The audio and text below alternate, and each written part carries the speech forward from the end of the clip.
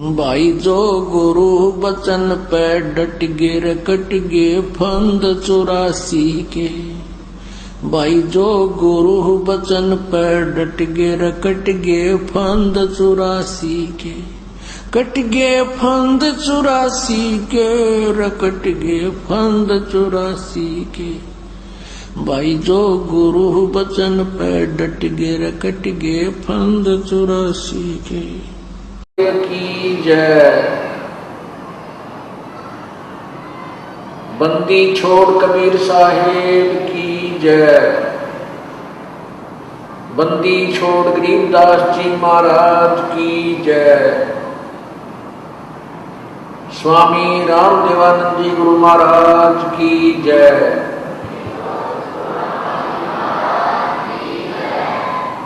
सर्व संतों की जय। सर्व भक्तों की जय। धर्मी पुरुषों की जय। श्री काशी धाम की जय। श्री छुडानी धाम की जय। श्री करोथा धाम की जय। श्री बरवाला धाम की जय। सत साहिब ग्रीव नमो नमो सतपुरुष को नमस्कार गुरु की नहीं। सुर नर मुनि जन साधु संतों सर्वस दीन ही। सतगुरु साहिब संत सब डंडो तुम प्रणाम। आगे पीछे मत हुए तिनको जा कुर्बान। नर आकार निर्विशान काल जाल भंजनाम। निर्लेपम निज निर्गुणम अकल अनुपदेशोन गुणम। सोहम सुरति समापताम सकल समाना नीरतल। उर्वल गिरंबर हरदम बेपरवाह था है वार पार नहीं मद। तुम गरीब जो सुमर सिद्ध होई। गणनायक गलता ना करो अनुग्रह सोई। पारस पद परवाना आदि गणेश मनाऊं। गणनायक देवन देवा चरण कमल लाऊं। आज अंत करु सेवा ब्रह्म शक्ति संगीत। हृदय सिद्धि दाता सोई।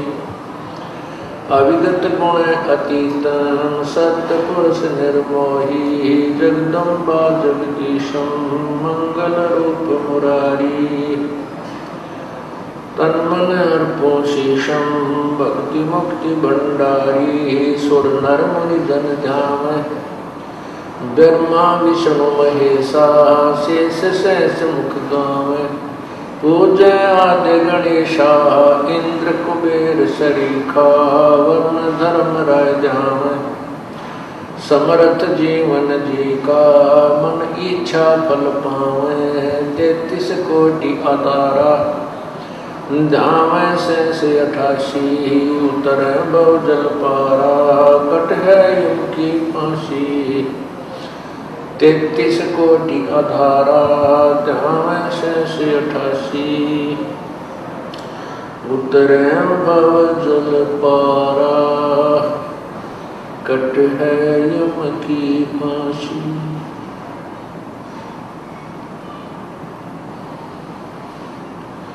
कर जोरों विनती करो धरो चरण पर शीश। गुरु राम देवानंद जी महाराज ने दिया ज्ञान बख्शीश।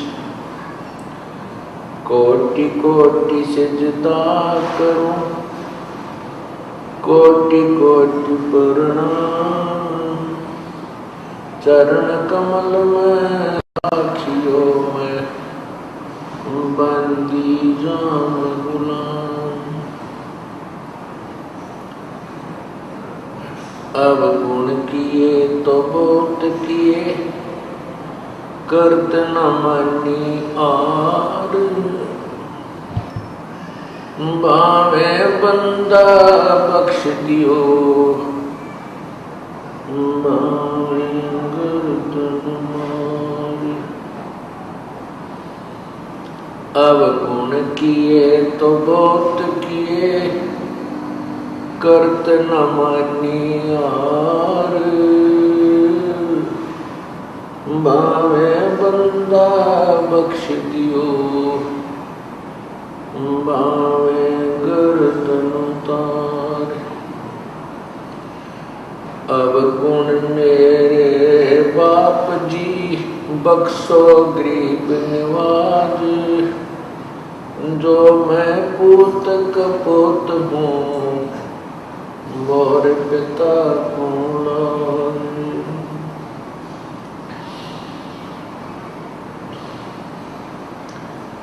बंदे तो कर बंदगी, जे चावे दीदार। अवसर मानुष जन्म का, मिले न बारंबार। मानुष जन्म पाके, नहीं रटे हरि नाम। जैसे कुआ जल बिना,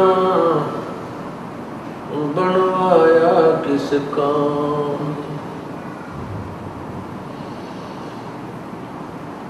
कबीर हरि की भक्ति करो, तज विषयों रस चोजे। बार बार ना पाओगे ये, मनुष्य जन्म की मौज। मानुष्य जन्म दुर्लभ है, ये मिले न बारंबार। तरवर से पत्ता टूट गिरे वो, बहुर न लगता डारी। वो पृथ्वी पति चकवे गए, जिनके चक्र चलते। रावण सरीखे कौन गिने, ऐसे गए अनंते। लूट सको तो लूटियो, राम नाम की लूटे। पीछे फिर पछताओगे, प्राण जहांगे छूटे। नहीं भरोसा देखा, ये विनस जावे क्षण माही। श्वास उश्वास में नाम जपो, और यतन कछु नाही। श्वास उश्वास में नाम जपो, व्यर्थ श्वास मत खो। न जाने इस श्वास को, आवण होक न हो। राम नाम रटते रहो, राम नाम रटते रहो। जब तक घट में प्राण, कब हो तो दीन दयाल के, बिनक पड़ेगी कान। मानुष जन्म दुर्लभ है, मिले न बारंबार। तरवर से पत्ता टूट गिरे वो, बहुर न लगता डार।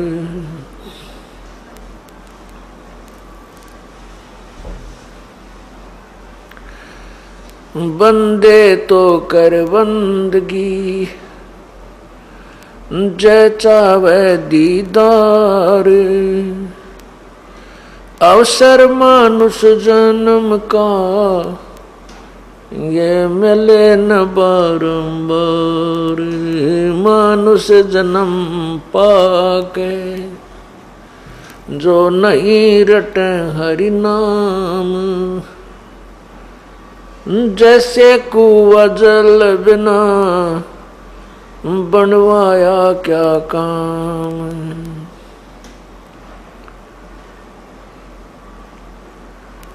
लौट सको तो लूट लो, राम नाम की लूटे। पीछे फिर पछताओगे, प्राण जहांगे छूट। नहीं भरोसा देही का, विन से जावे छन माही। श्वास उश्वास में नाम जपो, और यतन कछु नाई। श्वास उश्वास में नाम जपो, व्यर्था श्वास मत खो। ना जाने इसे श्वास को, आमन हो कि न हो। वो पृथ्वी पति चकवे गए, जिनके चक्कर चलंत। रावण सरीखे कौन गिने, ऐसे गए अनंत।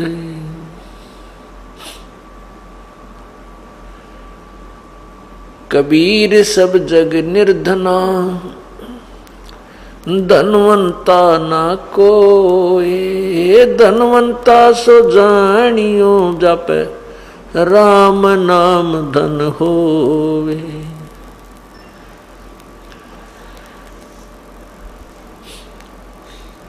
परम पिता परमात्मा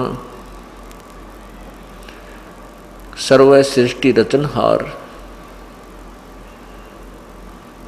कबीर बंदी छोड़ की असीम कृपा से ये 5 दिवसीय सत्संग 14 जून सन 2008 को प्रारंभ हुआ। आज ये 3रा दिन है उस परमपिता की महिमा का ये गुणगान चल रहा है।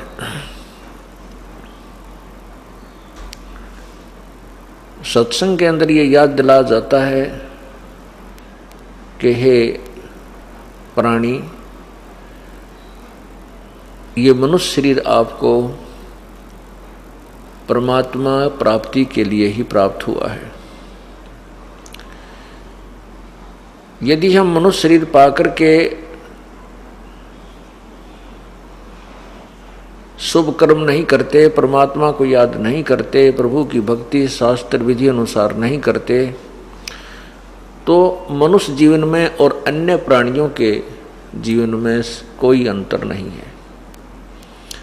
संतानो उत्पत्ति, उसके अंदर मोह ममता, राग द्वेष, मैं मेरी, लड़ाई झगड़े, खींचा तानी और बाकी अन्य कुमत प्रत्येक प्राणी के समान है।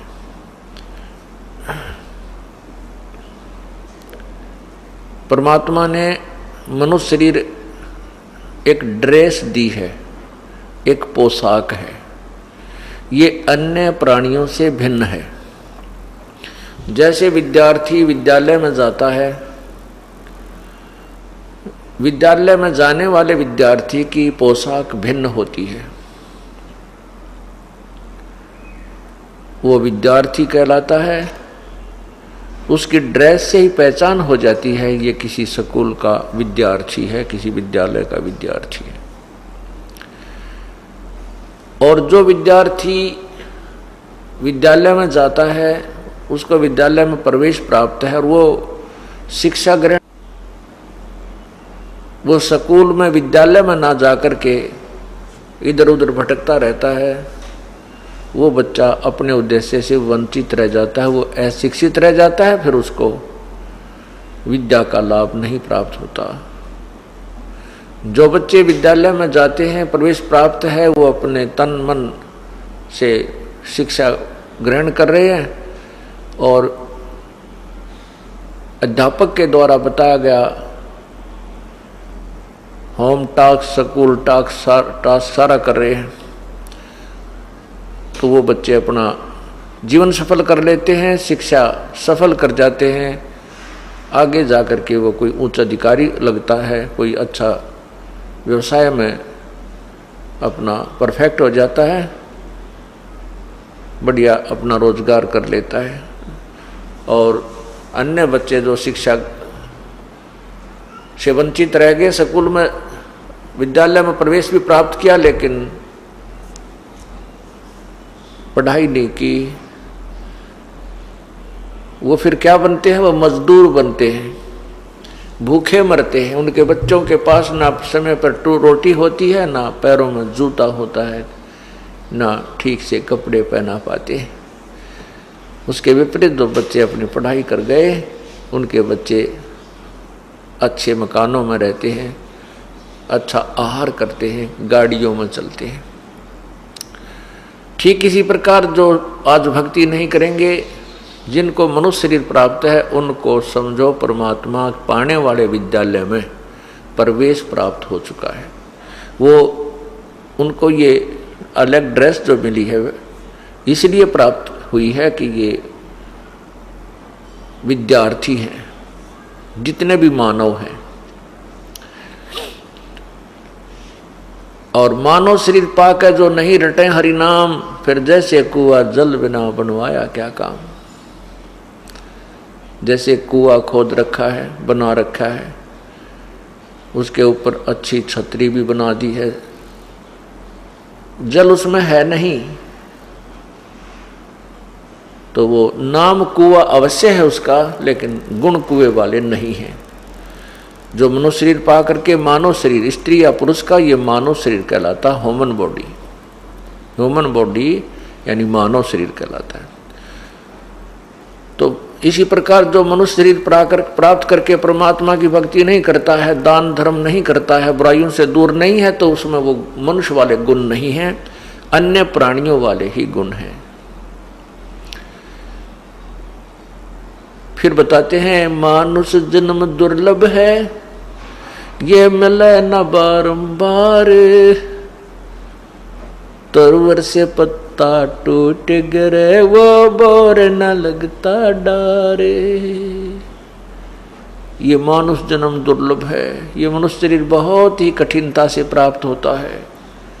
बहुत ही पुण्य कर्म जब आपके संचित कर्मों में होते हैं, उनके आधार से आपको मानव शरीर प्राप्त होता है। और मानव शरीर प्राप्त करके हम भगवान नहीं भगते हैं, तो पूर्व जन्म की पुण्य कर्मों को हम यहीं खत्म कर जाते हैं।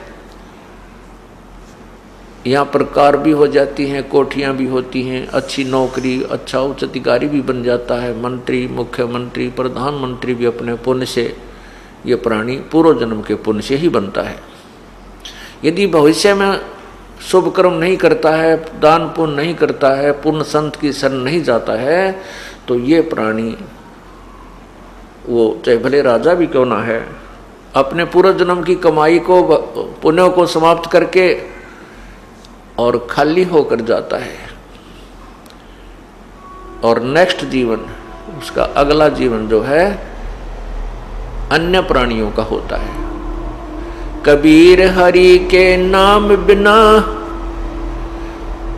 कबीर हरि के नाम बिना, ये राजा रसब होए, मिट्टी लदे कुमार के, भाई घास न डाले कोई। क्या बनेगी उस राजा के साथ जो परमात्मा की भक्ति नहीं करता? वो कहते हैं अगले जन्म में गधा बनेगा।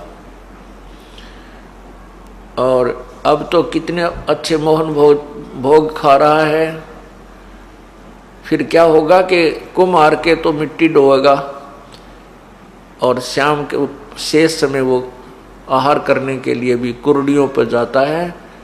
कुम्हार के घर पर तो उसको आहार भी नहीं मिलेगा। इसी प्रकार परमात्मा बताते हैं, कबीर हरि के नाम बिना ये नार कूतिया हो, गली गली भौंकत फिरे भाई टूक न डाले कोई। परमात्मा कहते हैं कि जो बहन बेटियां मनुष्यरीत पाकर परमात्मा को याद नहीं करती हैं, वो अगले जन्म में कूतिया बनेगी और फिर गली गली भौंकत फिरे टूक न डाले कोई। क्या बुरा हाल होगा इस प्राणी का। परमात्मा ने अपने बच्चों को सावधान करने के लिए नाना प्रकार की वाणी बोली है, नाना प्रकार के वचन कहे हैं कि ना जाने किस प्राणी के कौन सी चोट लग जाए और वो जाग जा। जाग जाने के बाद फिर वो अपने रास्ते पर चल पड़ता है। क्या बताते हैं, बीबी पड़दर थी वो डोडी लग थी बारे, अब गात उघाड़े फिरती हैं वो बन कुतिया बाजारी। वो पर्दे की सुंदरी सुनो संदेशा मोरे, गात उघाड़े फिरती हैं वो करें सरायों सोरे। नक बेसर नक पे बनी पैर थी हार हमेल,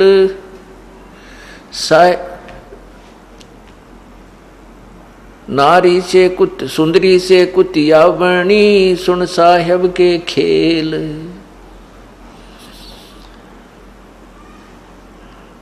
कितनी मार्मिक बात बताई है।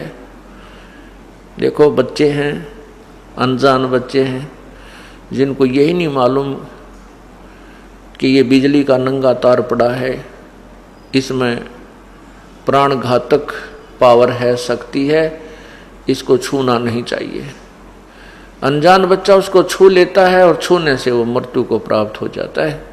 जब वो बच्चा समझदार हो जाता है, बड़ा होता है, उसको बताया जाता है कि इसमें बिजली है, तो उसका माइंड, उसका दिमाग उस बात को मस्तिष्क स्वीकार करता है और फिर वो बच्चे को ज्ञान हो जाने से डरता है। उस बिजली के नंगे तार को स्वयं भी हाथ नहीं लगाता, दूसरों को भी सावधान कर देता है कि देखो ये नंगा तार पड़ा है, दूर हो जाओ, दूर हो जाओ। और जब वो बच्चा था, उसको ज्ञान नहीं था, अनजान था, अबोध था, उसको स्वयं ही पकड़ लेता है। ठीक इसी प्रकार जब तक हम सत्संग में नहीं आते, हम अबोध बच्चे हैं, चाहे बहन है चाहे भाई हैं। और सत्संग में आने से हमें पता चलता है कि जो क्रियाएं हम कर रहे हैं केवल यही बहुत नहीं है। कौन सी क्रियाएं हम कर रहे हैं? संतान उत्पत्ति, उनकी परवरिश और अपना रोजगार के लिए जो धंधा, ये तो करना ही है, लेकिन इतना ही पर्याप्त नहीं है। इसके साथ साथ हमने परमात्मा को याद अवश्य करना चाहिए था। उसके याद ना करने से ये सारा कार्य जो आपका है, ये अन्य प्राणियों जैसा ही बताया है। तो सत्संग में आने से ये ज्ञान होता है, फिर डर लगता है। कहते हैं भय बिन भक्ति नहीं हो। अब हमें भय होगा कि कहीं हम पशु ना बन जावें, पक्षी ना बन जावें, कुत्ते और कुतिया ना बन जावें। अब क्या बताते हैं कि वो पर्दे की सुंदरी सुनो संदेशा मोर। मेरा एक संदेश सुनो। परमात्मा स्वयं बता रहे हैं कि जो लड़कियां, जो बहन बेटियां रानियां थी, पर्दे में रहा करती थी, बाहर भी नहीं आने देते थे उनको इतने अच्छी सुविधाएं थी और एक से एक सुंदर वस्त्र पहना करती थी, सुंदर आभूषण, महंगे आभूषण पहनती थी, बहुत ही बहुमूल्य आभूषण पहना करती थी। गले में सोने के कई लाख रुपए की रानियां कई लाख रुपए का हार पहनती थी गले में। वो तो कोई बात नहीं, परमात्मा ने आपको जैसी सुविधा दी है वो आपके पूर्व जन्म के पुण्य हैं, उनको प्राप्त कीजिए, परंतु परमात्मा को याद अवश्य कीजिए। सिर्फ इतनी सी बात बताना चाहते हैं संतजन के जो क्रिया तुम कर रहे हो इसमें एक सब्जेक्ट और ऐड कर लो, और कुछ भी बात नहीं है। हाँ, बुराई तो त्यागनी पड़ेगी, बुराई तो मनुष्य जीवन में करनी ना चाहिए। बीड़ी, शराब, मांस, तम्बाकू, चोरी, जारी, ठगी, बकवाद, ये तो मनुष्य से अलग जो कैटेगरी बनाई जाती हैं, जो जिनको राक्षस कहते हैं, उन्हीं वो करते हैं। ये अच्छा काम मनुष्य या बुरा काम मनुष्य नहीं करते हैं।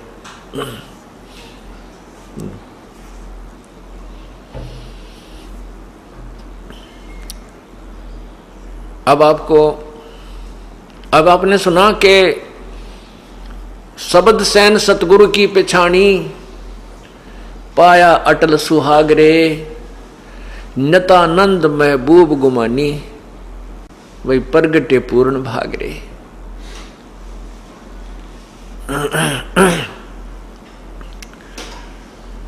शब्द सैन, सैन माने संकेत, इशारा। सतगुरु का हमने संकेत समझा। सतगुरु जी क्या बताते हैं कि मानुष जन्म दुर्लभ है, भाई मिले न बारंबार। तरवर से पत्ता टूट गिरे, वो बहुर न लगता डार। और परमात्मा पाने के लिए सभी बुराइयों को त्यागना पड़ता है। ये संकेत, ये जो ज्ञान आपको दिया जाता है, ये सतगुरु का ज्ञान समझकर जो प्राणी अपना जीवन बदल लेता है, अपना रास्ता बदल लेता है, बुराई त्याग देता है, भगवान का भजन करता है, वो सफल होता है। शब्द सैन सतगुरु की पहचानी, पाया अटल सुहाग रे। ओए होए, अटल सुहाग। अब आत्मा का पति परमात्मा है। वो परमात्मा कौन है? जैसा कि आपको परसों बताया था, कल के सत्संग में बताया था कि एक ब्रह्म है जो ज्योति निरंजन है, जिसको क्षर पुरुष भी कहते हैं। ये ब्रह्म जो है 21 ब्रह्मांड का मालिक है, स्वामी है। और इसके ब्रह्मा विष्णु महेश ज्योति निरंजन ब्रह्म के पुत्र हैं, और दुर्गा इनकी माता है, शेरा वाली। ब्रह्म से ऊपर एक परब्रह्म शक्ति है जो एक सातसंग ब्रह्मांड का मालिक है, स्वामी है। और परब्रह्म से ऊपर एक परम अक्षर ब्रह्म यानी पूर्ण परमात्मा सतपुरुष है, जो असंख्य ब्रह्मांडों का मालिक है, परमात्मा है। वो परमात्मा यानी सतपुरुष ही हम सभी आत्माओं का पति है, स्वामी है, मालिक है। जिसमें ये ब्रह्म भी आ गया, परब्रह्म भी, और ब्रह्मा विष्णु महेश वाली आत्माएं भी उसी परम पिता के, वो ही हम सब आत्माओं का पति है, स्वामी है। अब हम यहाँ आ गए हैं, यहाँ हम पति पत्नी बन गए हैं। अब यहाँ तो पति की मृत्यु होती है, पत्नी जो है विधवा हो जाती है, वह सुहागन नहीं रहती। परमात्मा कहते हैं इस आत्मा की शादी, आत्मा का विवाह परमात्मा से करवाया जाएगा, और सही भक्ति करके आप उस परम पिता के अपने मूल पति के पास चले जाओगे, फिर कभी विधवा नहीं होगे, कभी आपका सुहाग नहीं उजड़ेगा, सदा सुहागन हो जाओगी। तो आपको अटल सुहाग मिल जाएगा, सदा के लिए सुहागन बन जाओगी, अर्थात आपकी मृत्यु कभी नहीं होगी, और वो अमर पति मिल जाएगा जिसकी मृत्यु कभी नहीं होती। शब्द सैन सतगुरु की पहचानी, पाया अटल सुहागरे, नतानंद महबूब गुमानी। ओए होए, भाई प्रगटे पूर्ण भागरे। अब उस दिन को सराह रहा है, उस दिन की प्रशंसा कर रहे हैं नित्यानंद जी। जिस दिन वो संत के वचन सुनने को मिले, घर के पास में किसी और भगत के सत्संग हो रहा था। कहते मेरे कोई पूर्वले पर कोई अच्छे भाग थे मेरे, जो ऐसे संत मुझे मिले। नित्यानंद महबूब गुमानी। अब देखो पुण्यात्माओं, जिनको परमात्मा पाना है, जिन्होंने, उनकी हर क्रिया में एक न्यारी कसक होती है। अब गुरुदेव को महबूब कह रहे हैं, महबूब गुमानी, गुमानी दास। महबूब का अर्थ क्या होता है? सबसे प्रिय व्यक्ति। सबसे प्रिय व्यक्ति को महबूब कहते हैं, सबसे प्रिय वस्तु को। यानी सबसे प्रिय महबूब शब्द प्रयोग किया गुरुदेव के लिए, तो कहते हैं नितानंद महबूब गुमानी। भाई प्रगटे पूर्ण भाग रे, मेरे कोई अच्छे भाग थे, पूर्ण भाग थे, जो संत के दर्शन हुए और ये ज्ञान मुझे प्राप्त हुआ।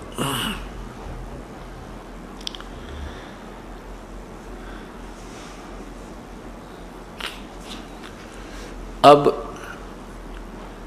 उस अविनाशी परमात्मा के विषय में आपको जानकारी दी जाएगी। वो परमात्मा कौन है, कैसा है, कहाँ रहता है, उसका नाम क्या है। उस परमात्मा का नाम कबीर देव है। कबीर देव, हम उसको कबीर प्रभु को बोल देते हैं, कबीर साहब बोल देते हैं। वेदों में उसको कबीर देव बोला, कबीर देव। कबीर देव कहो, हम उसको कबीर देव, देव माने भगवान, देव माने साहब, कबीर देव, कबीर भगवान। हम उसे अपनी एक लोकल भाषा में, लोकल लैंग्वेज में उनको कबीर कबीर कहने लगे, कबीर को। वेदों में कबीर शब्द है। वैसे तो किसी भी शब्द, किसी भी अक्षर के शब्द के कितने ही बहुत से जो है ना अर्थ बन जाते हैं, लेकिन वो एक नाम भी होता है व्यक्ति विशेष का।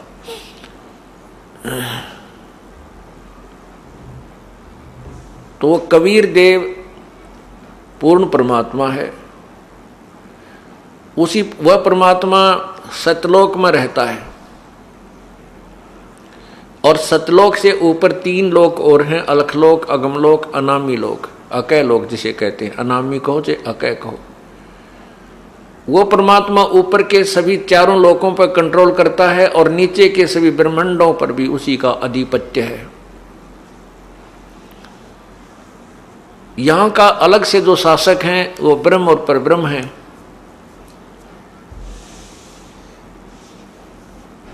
ये ब्रह्म कौन है? ये काल है। इसको श्राप लगा हुआ है, इसको एक बीमारी लगी हुई है कि 1 लाख मानव शरीरधारी मनुष्यों, मनुष्य यानी मानव शरीरधारी मनुष्यों को खाता है और 1.25 लाख उत्पन्न करता है। उसके लिए इसने अपनी व्यवस्था कर रखी है। रजगुण ब्रह्मा से उत्पत्ति करवाता है, सतगुण विष्णु से ये हमारी सतिथि करवाता है, यहाँ पर एक दूसरे मोह ममता बना करके यहाँ रोक के रखता है, और तीसरे शंकर जी से हमारा संहार करवा लेता है।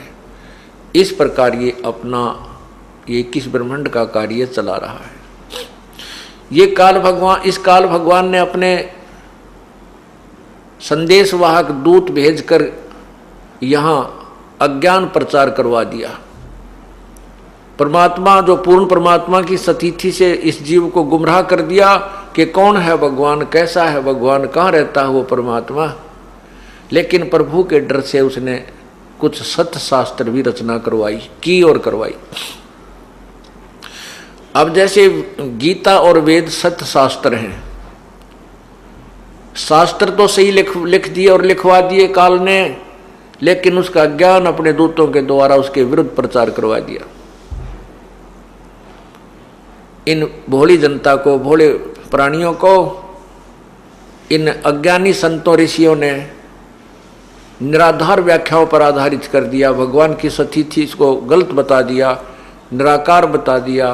परमात्मा की भक्ति से कहते हैं प्रारब्ध का कर्म कटे नहीं, पाप नहीं कटते।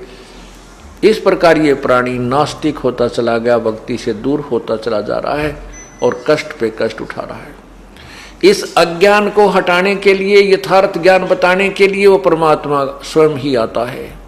स्वयं ही वो एक संत का रोल करता है, भूमिका करता है। स्वयं एक भक्त की भूमिका करके दिखाता है कि भक्त कैसा होना चाहिए, उसमें कैसी सहनशीलता होनी चाहिए, उसके कैसी सिंपलिसिटी होनी चाहिए, और किस प्रकार उसका व्यवहार विचार उठना बैठना होना चाहिए। और तत्वदर्शी संत कैसा होता है, तत्वदर्शी संत के अंदर क्या गुण होते हैं, वो के ज्ञान बताता है। वो सब ज्ञान, वो तत्वदर्शी संत की भूमिका भी वो स्वयं ही करता है, और स्वयं ही वो एक स्वयं ही एक परमात्मा एकम, वो अकेला भगवान है। वो परमात्मा इस काल के लोक में चारों युगों में आता है। सतयुग में सत्सुकृत नाम से प्रसिद्ध होता है, उसका उर्फ नाम वामदेव भी कहने लग जाते हैं उस समय के वर्तमान के ऋषिजन, क्योंकि जो ऋषि महर्षि सतयुग में ब्रह्मा जी से अधूरा ज्ञान ग्रहण करके प्रचार कर रहे होते हैं और वेदों की आड़ लेते हैं, परमात्मा पूर्ण ब्रह्म आकर के उनको वेदों का ज्ञान भी स्वयं ही बताने की चेष्टा करता, लेकिन वो महर्षि वो ऋषि अपनी प्रभुता की भूख में उस संत रूप में प्रकट परमात्मा की बात को नहीं मानते, ना जनता को मानने देते। उसके विपरीत वो सच्चा ज्ञान देता है, वो ज्ञान जो यथार्थ ज्ञान होता है ऋषि महर्षियों के ज्ञान के विपरीत होता है, वो यथार्थ होता है। उल्टा ज्ञान तो होता है उन ऋषियों का, और वो उल्टा कहने लग जाते हैं भगवान को। तो कबीर परमात्मा जो सतयुग में आते हैं, सत्सुकृत नाम से आते हैं, तो उनको वामदेव उल्टा ज्ञान प्रचार करने वाला कहने लग जाते हैं। वामदेव उर्फ नाम उसका निकाल लेते हैं व्यंग्यात्मक तरीके से। वही परमात्मा फिर त्रेता में आते हैं, उसमें मुनिंदर नाम रहता है। द्वापर में उनका नाम करुणा में रहता है, और कलयुग में उस परमात्मा की कबीर अपने यथार्थ नाम से प्रकट होता है। ये चारों युगों में प्रभु आते हैं।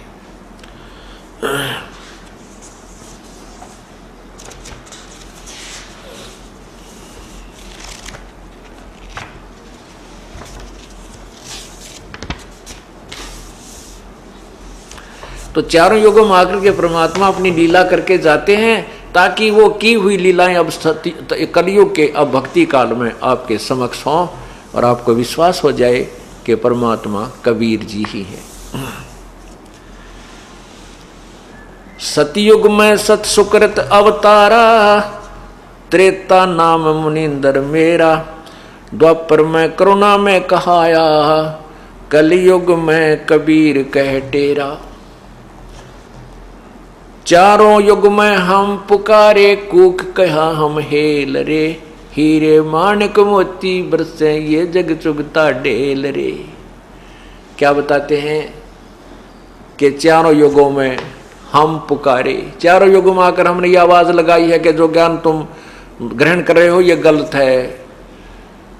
एक पूर्ण परमात्मा की भक्ति ना करके तुम एक लाल को छोड़कर, हीरे मोतियों को छोड़कर कौडियों की ये डले इकट्ठे कर रहे हो, ये जो साधना दूसरी कर रहे हो। चारों युग में हम पुकारे, कूक कहा हम हेल रे, ये तत्व ज्ञान रूपी हीरे मोती बरसे यो जग चुगता ढेल रे। ढेल माने डले, डले ढो रहा है। गीता जी अध्याय नंबर 7 के मंत्र 14, 15, 21 से 23 और अध्याय नंबर 9 के श्लोक 21 से 23 और 25 में स्पष्ट किया है कि जो एक परमात्मा की भक्ति छोड़कर अन्य देवताओं की साधना वो भक्ति करते हैं वो मूर्ख लोग हैं। और यही प्रमाण परमात्मा दे रहे हैं कबीर जी कि हम चारों युगों में आते हैं। कूक कूक कहा हम हेल रे, हमने आवाज लगा लगा कर जनता को समझाया और सच्चे ज्ञान रूपी हीरे मोती बरस रहे हैं और सच्ची भक्ति ना करके ये लोग डले ढो रहे हैं, अन्य साधना अन्य देवताओं की पूजा कर रहे हैं। फिर क्या बताते हैं, सतयुग में मनु समझाया, कालवश रहा नहीं मार्ग पाया, उल्टा दोष मोहे लगाया, वामदेव मेरा नाम धराया। परमात्मा आकर अपनी महिमा बताते हैं कि उल्टा दोष मेरे पर लगा दिया और मेरा वामदेव नाम रख दिया। सतयुग में मनु समझाया, मनु जी को परमात्मा आकर मिले, उसने सोचा ये मनु जी बहुत प्रसिद्ध हैं और यदि ये मान जाएंगे तो सारे समाज को, भगत को, मनुष्यों को ये समझा देंगे, लेकिन ये मान बड़ा इस जीव को परमात्मा के निकट नहीं आने देती। अब मनु जी की महिमा हो रही थी, सब ऋषि जन उनका आदर करते थे। अब मनु जी भगवान की वाणी को नहीं माना, उल्टा उन्हीं को दोष दिया। सतयुग में मनु समझाया, काल वसरया नहीं मार्ग पाया। उल्टा दोष मोहे पर लगाया, वामदेव मेरा नाम धराया। सत सुकृत कम कहते थे, वामदेव ज्यादा कहने लगे। त्रेता में नरनील चिताया, लंका में चंद्र विजय समझाया। सीख मंदोदरी रानी मानी, समझा नहीं रावण अभिमानी। विभीषण कीनी सेव हमारी, ताते हुआ लंका छत्रधारी। कहते हैं कि मंदोदरी ने तो हमारी बात को माना, लेकिन रावण अभिमानी नहीं माना।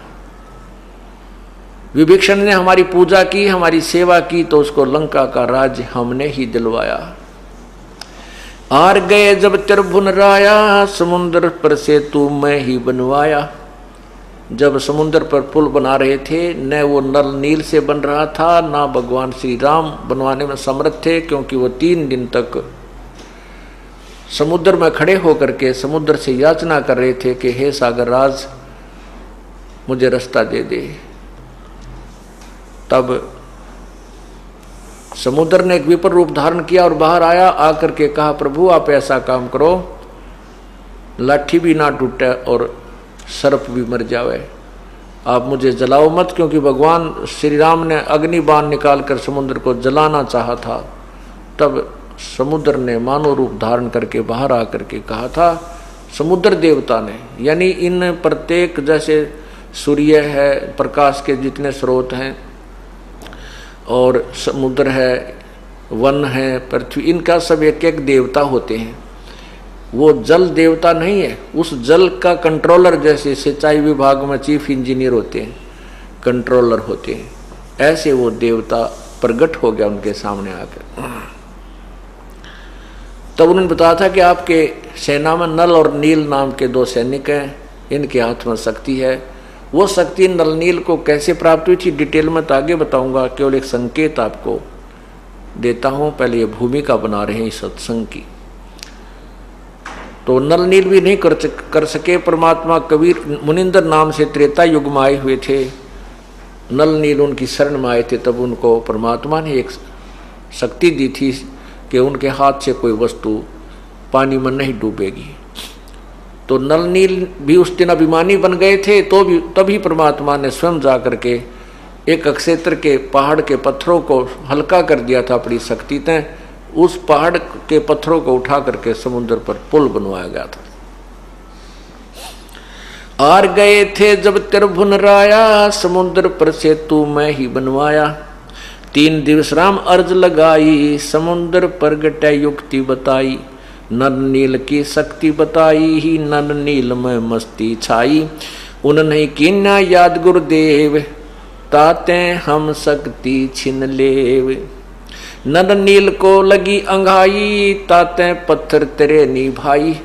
मैं कीने हल्के वो पत्थर भारी, सेतु बंधा रघुवर सेना तारी। मैं कीने हल्के वह पत्थर भारी, वो भारी पत्थरों को मैंने हल्का किया था। तब सेतु बांध रघुवर सेना तारी। तब उन हल्के हुए पत्थरों से समुद्र के ऊपर पुल बनाकर रघुवर यानी भगवान श्री राम ने सेना को पार किया। लीने चरण राम जब मोरे, लक्ष्मण ने 2 कर जोड़े। जब वो पत्थर हल्के हो गए और तैरने लगे, परमात्मा पूर्ण ब्रह्म जी कहते हैं कबीर जी कि जब मुनिंद्र रूप में मैं संत रूप में आया था, ऋषि रूप में, तब श्री राम ने मेरे चरण लिए और लक्ष्मण ने 2 हाथ जोड़कर मेरे से मेरी प्रशंसा की, बधाई दी, धन्यवाद किया। लीने चरण राम जब मोरे, लक्ष्मण ने 2 कर जोड़े। दोनों बोले एक विचार, ऋषिवर तुम्हारी शक्ति अपार। दोनों भाई राम और लक्ष्मण ने कहा कि हे ऋषिवर तेरी शक्ति अपार है। दोनों बोले एक विचार, ऋषिवर तुम्हारी शक्ति अपार। हनुमान नतमस्तक होया, अंगद सुग्रीव ने मान्या लोहा। है कहते हनुमान जी भी नतमस्तक होए जब ऐसी लीला देखी, और अंगद जैसे महाबली जिन्होंने रावण के दरबार में अपना पैर रख दिया था कि अगर तू तेरे कोई योद्धा है तो मेरे पैर ने हटा दे। कहते हैं रावण की सारी सेना लगी थी तो भी उसका पैर नहीं हटा था, डग से डगमग नहीं हुआ था, टच से मस नहीं हुआ। ऐसे महाबलियों ने, सुग्रीव जैसे विद्वान ने भी कहते हैं मेरा लोहा मान्या, अर्थात मेरी महिमा से प्रभावित हुए, मेरी शक्ति से प्रभावित हुए। परमात्मा स्वयं बता रहे हैं कबीर जी। हनुमान नतमस्तक होया, अंगद सुग्रीव ने मान्या लोहा। सेतु बंद का भेद न जाने भाई, सोके देने राम बड़ाई। सेतु बंद का मर्म न जाने भाई, यानी इसकी वास्तविकता परिचित नहीं है, और केवल कहते हैं श्री राम ने पुल बना दिया। श्री राम जी ने तो पुल नहीं बनाया, क्योंकि उन्होंने तो समुद्र से याचना की, समुद्र ने आके नरनील का नाम लिया। नल नील ने कोशिश की, क्योंकि उस दिन उन्हें अभिमान हो गया, उनके हाथ से वो पत्थर नहीं तरे। फिर स्वयं परमात्मा को याद किया, प्रकट हुए और उनका पत्थर हल्के किए गए तो वो पुल बनाया। रामचंद्र कह कोई शक्ति नारी, जिन ये रची सृष्टि सारी। रामचंद्र जी तो खुद कहते हैं वो परमात्मा कोई और है जिसने सब ब्रह्मांडों को रचा है। अज्ञानी कह रामचंद्र रचने हारा, जिन दशरथ घर लीन अवतारा। ऐसी भूल पड़ी धर्मदासा, यथार्थ ज्ञान न किसी ही पासा। ऐसी भूल पड़ी धर्मदासा, कबीर परमेश्वर ने धर्मदास नाम के अपने एक भक्त को ये सब बताई। ऐसी भूल पड़ी धर्मदासा, यथार्थ ज्ञान ना किसी ही पासा। सच्चा ज्ञान तो किसी के पास नहीं है। उआ बाई बके ब्रह्म ज्ञानी, तत्व ज्ञान की सार न जानी। ये उआ बाई बकते हैं, ये ब्रह्म ज्ञानी कहलाते हैं, जिनको तुम ब्रह्म ज्ञानी कहते हो। जैसे आपने कल सुना था एक महर्षि का सत्यार प्रकाश के विचार पढ़े होंगे, और इनको हम ब्रह्म ज्ञानी कहते थे। उआ बाई बके ब्रह्म ज्ञानी, तत्व ज्ञान की सार न जानी। द्वापर पांडव यज्ञ पूर्ण कीनी, होगी थी सबकी हीनी। 88 बैठे ऋषि जन, सब ही खाए लिया था भोजन। 33 कोट देवता सारे, शंख नहीं बजा रहे सब हारे। 12 करोड़ ब्राह्मण आए, बैठे सभी मुंह लटकाए। उस एक पांडवों ने एक अश्वमेघ यज्ञ रखी थी, उसमें एक शंख अलग से रखा गया था, पंचजन्य शंख, कि जो पूर्ण संत इसमें भोजन खा लेंगे उसी समय भंडारा पूर्ण होते ही ये शंख बजेगा। यदि शंख ने आवाज नहीं की शब्द तो वो समझो यज्ञ संपूर्ण नहीं हुई। उसके विषय में बताई जा रही है शॉर्टकट। 33 कोट 86 ऋषि बैठे जन, सभी खा लिया भोजन। 33 कोट देवता सारे, शंख नहीं बजा रहे सब आरे। 12 करोड़ ब्राह्मण आए, बैठे सभी मुंह लटकाए, यानी सभी ने कुछ कर लिया लेकिन शंख नहीं बजा था। ब्रह्मा विष्णु शिव गुप्त यज्ञ माहे, बाजा ना शंख भोजन खाएं। ये ब्रह्मा विष्णु महेश भी कहते हैं गुप्त रूप में विराजमान थे, उनने भी भोजन कर लिया तो भी शंख नहीं बजा। ब्रह्मा विष्णु शिव गुप्त यज्ञ माहे, बाजा ना शंख भोजन खाएं। 56 करोड़ यादव आरे, देख रहे तमाशा सारे। 56 करोड़ यादव वहां पर आए हुए थे और सभी ये तमाशा देख रहे थे। कृष्ण चंद्र पर लगी आशा भारी, नहीं बजा सके शंख बाल बिहारी। सभी पांडवों की या सभी उपस्थित ऋषियों की भगवान श्री कृष्ण के ऊपर आस थी कि ये भोजन खा लेंगे तो शंख बजेगा। कृष्ण चंद्र पर लगी आशा भारी, नहीं बजा सके शंख बाल बिहारी। वो भी शंख नहीं बजा सके। एक वाल्मीकि साधक मारा, उन समझा ज्ञान तत्व सारा।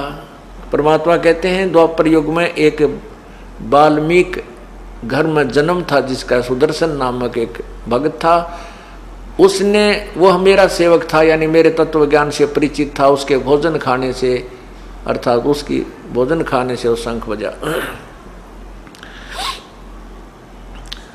एक वाल्मीकि साधक मारा, उन समझा ज्ञान तत्सारा। श्री कृष्ण जब ध्यान लगाया, निरंजन ने गुप्त भेद बताया। अब श्री कृष्ण जी, क्योंकि वहाँ का जो मुख्य यज्ञ करता था, पांडवों के गुरु जी थे, अब उनके किसी से भी जब शंख नहीं बजा तो श्री कृष्ण जी भी, ये भगवान विष्णु ब्रह्मा शिव जी भी जब दुखी होते हैं, इनसे कार्य पूरा नहीं होता है, तो ये किसी परम शक्ति की तरफ अपना ध्यान लगाते हैं और शक्ति की ओर। तो इनका जो कंट्रोलर है ज्योति निरंजन, ये ब्रह्म है, उसने गुप्त रूप से प्रेरणा की कि तुम्हारा काम मैं बताता हूं कहां से बनेगा। एक ऐसे वाल्मीकि नाम का एक साधक है, उसको तुम लाओ बुलाकर, तो तुम्हारा काम बनेगा। श्री कृष्ण जब ध्यान लगाया, निरंजन ने गुप्त भेद बताया। कृष्ण चंद्र पांडव समझाया, एक सुदर्शन भगत बताया। वह यज्ञ में आवे भाई, तब ये शंख बजा आवाज कराही। वाल्मीकि है साधक पूरा, पूर्ण प्रभु के चरण हजूरा। श्री कृष्ण जी पांडवों को समझा रहे हैं कि एक वाल्मीकि कुल में एक साधक है और वो पूर्ण है। पांचों पांडव चले सुदर्शन पासा, मैं कीन्या एक अजब तमाशा। परमात्मा कबीर जी धर्मदास को बता रहे हैं कि जो पांचों पांडव और कृष्ण जी मेरी तरफ सुदर्शन की झोपड़ी की तरफ चलने लगे, मेरे सेवक की तरफ, तो मैंने एक और तमाशा किया। पांचों पांडव चले सुदर्शन पासा, मैं कीन्या एक अजब तमाशा।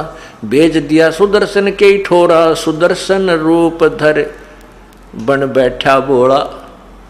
परमात्मा कहते मैंने अपनी गुप्त प्रेरणा से सुदर्शन जी को तो कहीं और भेज दिया, और उसके स्थान पर मैं खुद बोला बड़ा वैसा ही बनकर बैठ गया। 6 जनों मोए अष्टांग लगाई, तब मैं वाके संग यज्ञ में आई। मोए देख मन में सब हंसी आई, यह शूद्र कैसे शंख बजाई। जब उनके साथ यज्ञ में आया तो वहाँ मैं ऋषि बैठे थे, और मेरी वेशभूषा को देख करके एक वाल्मीकि यानी एक शूद्र की वेशभूषा मुझे देखकर सब ने हंसी आई, और न सोचने लगे, ये कहने लगे कि ये कैसे शंख बजाएगा, ये काहे का ऋषि ढूंढ के लाए हैं।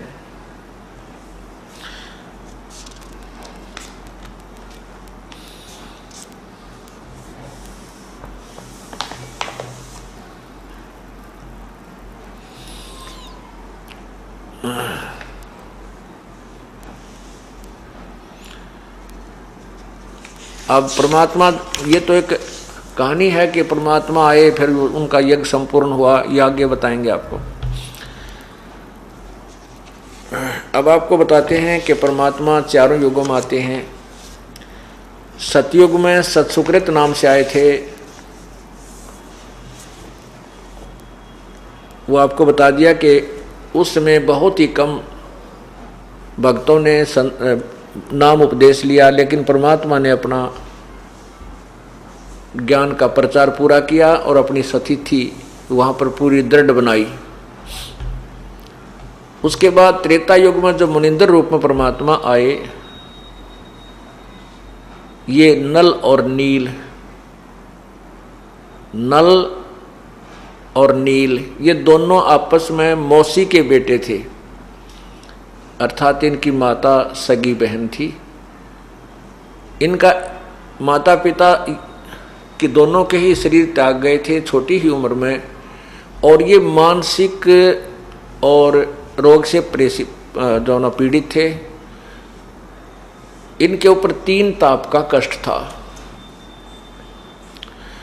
इन्होंने अपने कष्ट निवारण के लिए तत्कालीन सभी ऋषियों महर्षियों के पास अपना उपचार, अपना भक्ति मार्ग से, भक्ति विधि से, आध्यात्मिक तरीके से उपचार करवाया। वेदों से भी औषधियां खाई, कोई भी काम नहीं आई। सभी ऋषि महर्षियों ने अपनी विधि बताई, बेटा ऐसे कर लो ऐसा कर लो। उन्होंने जब सब कुछ कर लिया सब जंतर मंत्र किए, सब जो उन्होंने जाप बताया था जाप किया, जो धर्म बताया था वो धर्म किया, वो पुण्य किया, साधना की, अनुष्ठान किए, लेकिन फिर भी उनको कोई राहत नहीं मिली। तब ऋषि महर्षियों ने जिनके पास वो जाते थे उनको बताया, बेटा ये तुम्हारे प्रारब्ध का कष्ट है, ये तो भगवान ने तुम्हारे भाग्य में लिखा है, और भाग्य के लिखे को हम कोई भी नहीं मिटा सकता, विधाता के लिखे को कोई नहीं मिटा सकता। आप परमात्मा की भक्ति करते रहो, आपका भविष्य का जीवन अच्छा बनेगा। पुण्यात्माओं, तत्व ज्ञान का और इस लोक वेद का इतना ही अंतर है। तत्व ज्ञान में यह बताया जाता है कि परमात्मा की, पूर्ण परमात्मा की भक्ति से सर्व रोग और सर्व ताप खत्म हो जाते हैं। प्रारब्ध में लिखा हुआ कर्म, पाप कर्म भी कट जाता है, समाप्त हो जाता है। और लोक वेद के आधार से ये संत ऋषि जन बताते हैं कि किया हुआ कर्म तो भोगना ही पड़ता है। ये तब तक भोगना पड़ता है जब तक उसको कोई कष्ट निवारक संत ना मिले, तत्वदर्शी संत नहीं मिलता। जैसे किसी के पैर में कांटा लग गया हो और वो किसी के पास जाता है कि मुझे ये पीड़ा क्यों हो रही है, वो बताता है देख करके तुझे कांटा लगा है, कांटे के कारण तुझे पीड़ा हो रही है, और वो कहे कि कांटा तो मैं निकाल नहीं सकता, ये तो तेरे लगा ही रहेगा, तू ऐसे कर ये जूते पहन ले, तुझे भविष्य में कांटा नहीं लगेगा। जूता, कांटा लगे पैर में, जूता पहना नहीं जा सकता, वो तो जूता निकले और फिर जूता, वो कांटा निकले फिर जूता पहने, इस डर से है भगवान कहीं फिर कांटा ना लग जाए। अब आपके ऊपर कोई आपत्ति आई है, आपके कोई टेंशन बनी है, टेंशन किस कारण से बनी है? कोई आपको ऐसी पीड़ा सता रही है, कोई घर में दुख है, कोई व्यवसाय में हानि है, या कोई बालक बीमार है, या स्वयं को कोई पीड़ा है, तो वो उसके कारण आपकी टेंशन बनी है, आपको पीड़ा बनी है। वो पाप रूपी कांटा, वो टेंशन आपको खटक रही है किसी कारण से। जब तक वो काम आपका ठीक नहीं होगा, आपकी वो टेंशन खत्म नहीं हो सकती।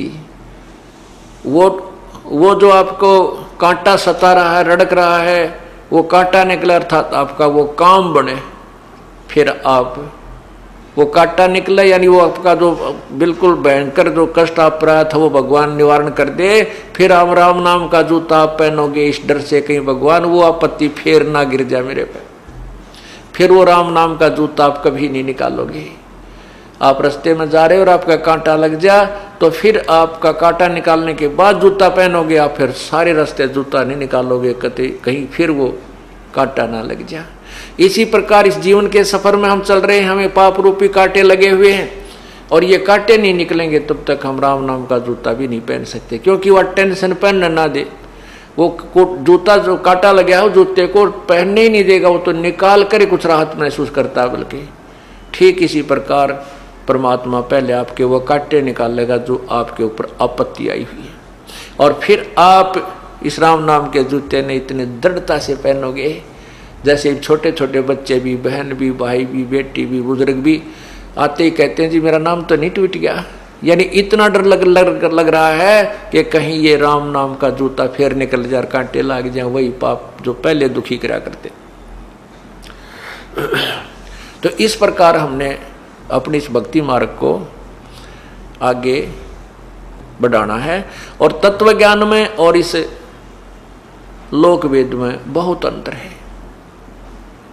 लोक वेद तो आप सुन ही रहे थे, महर्षियों की, ऋषियों की, वर्तमान के जितने भी संत हैं या पहले के जितने भी, एक कबीर परमात्मा को छोड़ के और वेदों और गीता जी के ज्ञान के अतिरिक्त अन्य जितने भी अपने हिंदू समाज के अंदर प्रचलित संतों ऋषियों की थ्योरी की अपनी बनाई हुई पुस्तकें हैं या उनका ज्ञान है, उनने देख लो उठाकर, सब में ये भरा हुआ है कि कराया हुआ कर्म तब भोगना पड़ेगा, प्रारब्ध तो कट ही नहीं सकता। और परमात्मा कहते हैं और वेद बताते हैं कि वो पूर्ण परमात्मा अधर्म के अधर्म यानी घोर पाप को भी, अंश से अंश को भी खत्म कर देता है, नष्ट कर देता है, नाश कर देता है, क्षमा कर देता है। तो इसलिए तो भगवान के नाम की, भगवान की भक्ति में रुचि बनती है, और भगवान कुछ भी ना करे, ना पाप काटे, ना कोई निर्धन धनी बनावे, ना दुख दूर करे, फिर कौन भजन करे भगवान का? आवश्यकता ही समाप्त हो जाती है भक्ति की। इसलिए समाज नास्तिक हो गया, क्योंकि इनको यथार्थ भक्ति मार्ग नहीं मिला, और जो साधना ये करते थे उनसे लाभ नहीं हुआ। आखिर में गुटी छुट्टी लाके अपना गम बुलाने लगे, उससे और दूने निर्धन हो गए और विकार घने बन गए, आपस में लड़ाई झगड़े बढ़ गए। परमात्मा की दया से जब आपके घर में सुख होगा, आपका माइंड बिल्कुल बैलेंस रहेगा, झगड़ा भी कम होगा, कोई गाली भी दे जाए तो भी सहन करोगे। और जब टेंशन बनी होती है, कोई बालक भी बोल पड़ा, उठ कर दो मारा उसके, बढ़िया रह लो है, वो दूना झगड़ा बढ़ता है। कारण क्या है कि उसका बीपी जो है अप डाउन होता रहता है। और जब परमात्मा मिल जाएगा, भक्ति करेंगे, सारे दुख दूर हो जाएंगे, ये बीपी भी ठीक हो जाएगा और आधे झगड़े करके आप पे मिट जाएंगे। फिर परमात्मा की भक्ति का और शक्ति का वहाँ पर आपके घर में निवास हो जाएगा, तो फिर भी आपको एक अजीब शांति और मिलेगी। तो इसी प्रकार उस नल और नील ने सभी ऋषियों महर्षियों के पास जाकर के ये सुन लिया था कि ये तुम्हारे प्रारब्ध का कर्म है, तुम्हें भोगना ही पड़ेगा। नल और नील केवल मृत्यु की इंतजार कर रहे थे कि कब वो दिन आवे, हमारा यहाँ से झंझट मिटे, ये रोग तो बहुत सता रहा है। परमात्मा दया करते हैं, मुनिंद्र रूप में प्रकट वो पूर्ण ब्रह्म, मुनिंद्र ऋषि के रूप में प्रकट वो पूर्ण ब्रह्म परमात्मा कबीर देव एक दरिया के किनारे सत्संग कर रहे थे। वहाँ पर भक्तजन आते थे, श्रोता आते थे, सुनते थे, कुछ उनके निजी भक्त भी वहाँ आते थे, सुनते थे। एक दिन सौभाग्य प्राप्त हो गया नल और नील को भी उस परमपिता के दरबार में जाने का।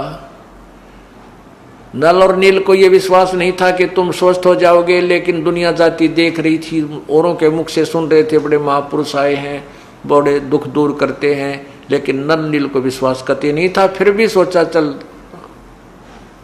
टाइम तो पास करना, 2 घड़ी वहाँ बैठ आते हैं चल के। अब जो ही नल नील वहाँ सामने आए, उस अक्षेत्र में आते उनको कुछ राहत मिलने लगी, और जो ही परमात्मा के चरण छुए उन्होंने आकर के, और परमात्मा ने दोनों के हाथ सिर पे हाथ रखा, हाथ रखते उनका सर्व रोग समाप्त हो गया। अब नल नील को ऐसे लग रहा है जैसे तुम्हारे शरीर में कोई रोग था ही नहीं। इतना चमत्कार देखकर, ऐसी लीला देख करके दोनों के दोनों चरणों में गिर गए, बहुत फूट फूट कर रोने लगे। हे परमात्मा, तुम आप कहाँ छुपे थे? हे महाराज जी, हे ऋषि महाराज, हे ऋषि जी आप कहाँ थे? हम तो बिल्कुल हार चुके थे, थक चुके थे, हमने तो सोच लिया था कि अब तो ये हमारे कष्ट का निवारण मृत्यु के साथ ही होगा। सारी कहानी बताई कि हे ऋषिवर, हमने सभी ऋषियों से, महापुरुषों से उपदेश भी लिया, उनके द्वारा बताई विधि का भी प्रयोग किया, साधनाएं भी की, लेकिन हमारा कोई कष्ट दूर नहीं हुआ था। आज आपके आशीर्वाद मात्र से हम स्वस्थ हो गए प्रभु। तो परमात्मा ने कहा, बेटा आप सत्संग सुनो, बैठकर उपदेश ले लो। ये तो आपको, ये तो कांटा निकाला है मैंने, और ये सफर अभी लंबा, इसमें और भी कांटे लग सकते हैं, इसलिए जो जूता हम देंगे ये ISI मार्ग का, इसने पहन के देखो जब कांटे लग जाते हैं। अर्थात ये पूरा सुरक्षा कवच आपको दिया जाएगा पूर्ण परमात्मा की साधना का। नल नील ने सत्संग सुना और परमात्मा का उपदेश ले लिया, उनको गुरु बना लिया। अब गुरु बना लिया उनका, तो उनको तो इतना दृढ़ विश्वास हो गया कि हमारा जीवन दान ही प्रभु ने दिया है।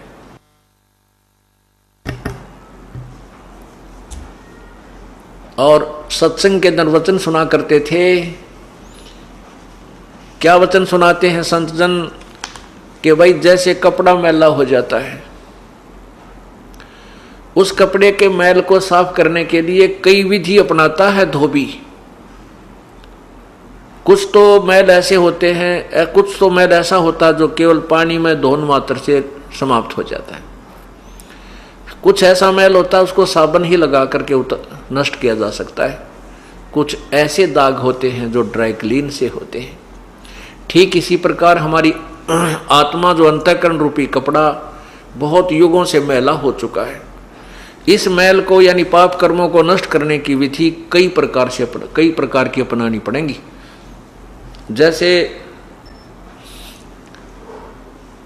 जैसे रोगी डॉक्टर के पास जाता है, डॉक्टर उसको पीने की दवाई अलग से देता है, कैप्सूल न्यारे देगा, गोली अलग से देगा और फिर मालिश की दवाई अलग से देता है।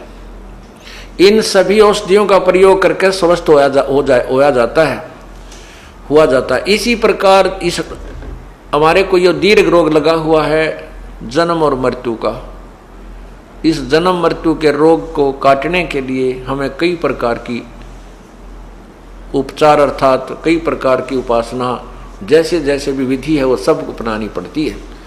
इसलिए हमारे ऊपर जो पाप कर्मों का धब्बे लगे हैं, दाग लगे हैं, मैल चढ़ा हुआ है, उसको काटने के कई तरीके बताए। जैसा आपने कल यजुर्वेद में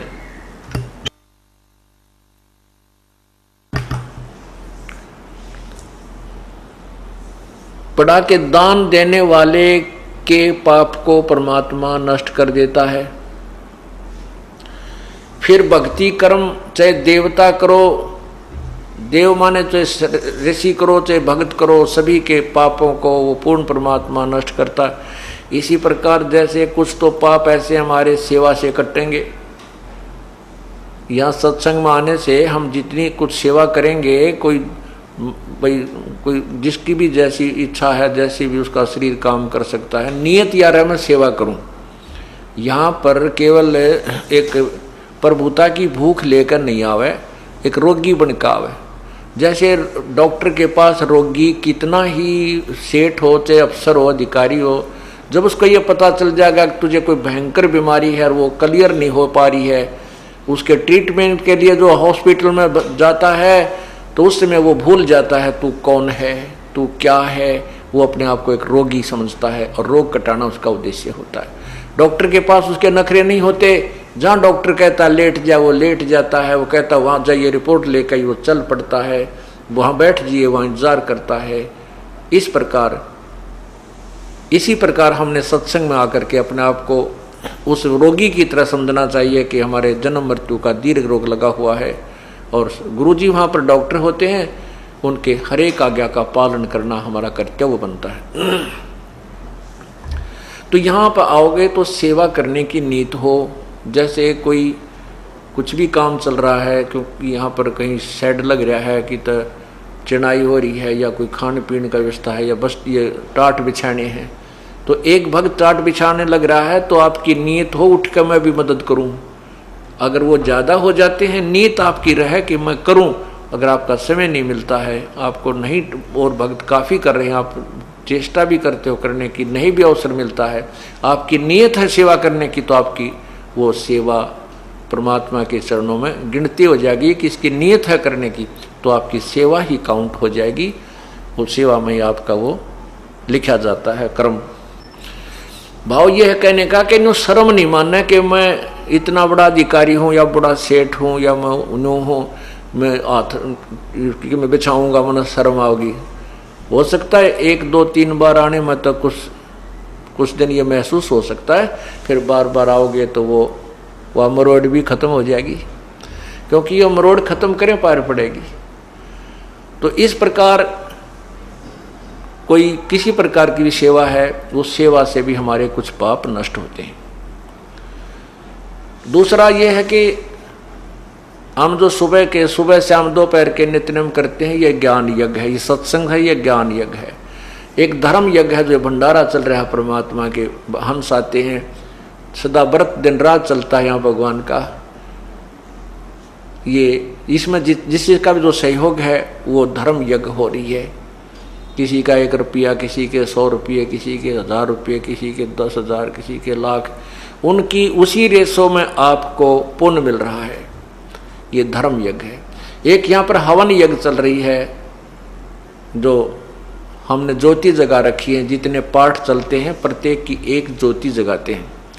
एक ज्योति में लगभग 3 दिन के अंदर 1 किलो घी, 750 ग्राम घी, अच्छी मोटी ज्योति बन जाता है 1.25 किलो घी भी लग जाता है।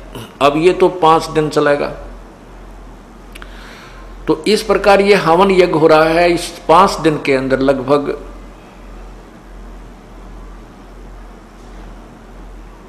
जो है सैकड़ों किलो घी यहां पर हवन होगा, वो आप ही को क्रेडिट मिलेगा उसका। तो ये कुछ यज्ञ, ये 5 यज्ञ करनी होती है। एक यज्ञ धर्म की, दूसरी यज्ञ ध्यान, तीसरी यज्ञ हवन की, चौथी यज्ञ प्रणाम और 5वीं यज्ञ या ज्ञान की। आप आते हो दंडोत प्रणाम करते हो, ये भी एक यज्ञ है, ये भी एक आपका अनुष्ठान हो रहा है। और एक ध्यान यज्ञ,